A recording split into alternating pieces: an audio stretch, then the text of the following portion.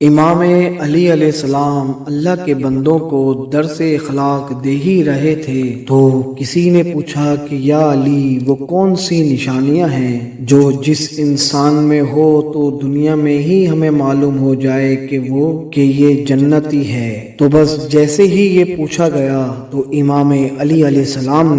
نے فرمایا کہ اے شخص، میں نے اللہ کے رسول سے سنا کہ جس انسان میں یہ تین نشانیاں ہوں تو اللہ اس کے لیے جنت کے دروازے کھول دیتا ہے۔ پہلی نشانی کہ اس کی نیت نیک ہو اور وہ اللہ کے کسی بندے کے لیے برا نہ سوچے، کسی کو نقصان نہ پہنچائے، اور دوسری نشانی کہ وہ جب بھی کسی سے ملتا ہو تو اخلاق سے ملتا ہو، مسکرا کر بات کرتا ہو،